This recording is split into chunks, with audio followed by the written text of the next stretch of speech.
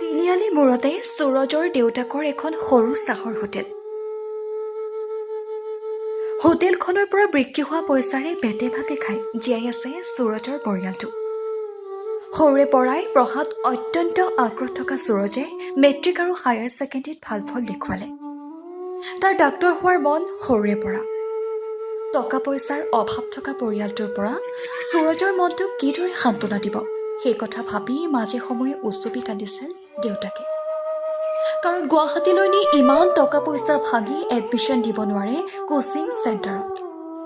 দেউতাকৰ মনক সান্তনা দি সুৰজে ক'লে, দেউতা, মই ঘৰতে অনলাইনৰ জৰিয়তে নীটৰ প্ৰস্তুতি চলাম। সেইদৰে এটা সাধাৰণ মোবাইলতে অনলাইনৰ যোগেদি অধ্যয়ন কৰি 528 নম্বৰ পাই আজি গহপুৰলৈ গৌৰৱ কঢ়িয়াই আনিলে। ৰজাবাই তিনিআলিত এখন সৰু হোটেল আছে।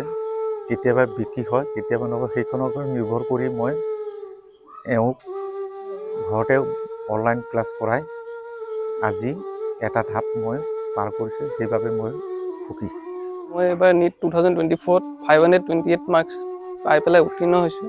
আৰু মই কোনো ধৰণৰ কোচিং নোলোৱাকৈ অনলাইন যোগেদি এই মাৰ্কছ পাবলৈ সফলতা লাভ কৰিছোঁ। আৰু মানে আমাৰ আৰ্থিক অৱস্থা মানে ইমান এটা ভাল নহয় যাতে মই গুৱাহাটী গৈ পেলাই কোচিং কৰিব পাৰোঁ। সেইকাৰণে মানে ঘৰতে ফিজিক্স বালা থৈ মানে পঢ়িছোঁ।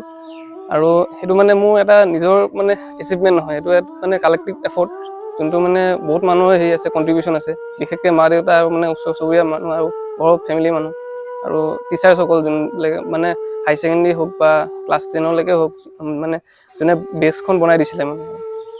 সেইবাবে তেওঁলোককো মানে কৃতজ্ঞতা জ্ঞাপন কৰিছোঁ। মানে আজিকালি মানে বস্তুবিলাক মানে NCERT বেছড হৈ গৈছে। চ' হাই ছেকেণ্ডেৰী চিলেবাছ আৰু এইটো চিলেবাছ একে বুলি ক'ব পাৰি। পঢ়িব লাগিবই মানে, যিকোনো কৰিলে য'ৰ পৰা হ'লেও পঢ়িলেও মানে কণ্টেণ্টবিলাক পোৱা যায় আজিকালি অনলাইন যোগেদি, বা ইউটিউবৰ থ্ৰুদিও পায় বহুত কণ্টেণ্ট। যে আমি অকল কোচিং কৰিলেই যে পাম সেইটো কথা নহয়, আমি অনলাইন কৰি ঘৰত পঢ়িও পাৰোঁ মানে। দেউতাই মোৰ হোটেল এখন আছে ৰজাবাৰী, মানে গহপুৰৰ পৰা মানে অকণমান সোমাই যাব লাগে। হয়। নমস্কাৰ, মই সুৰজৰ মা। মই মানে বহুতো কিন্তু আমাৰ আৰ্থিক অৱস্থা ইমান ভাল নহয়।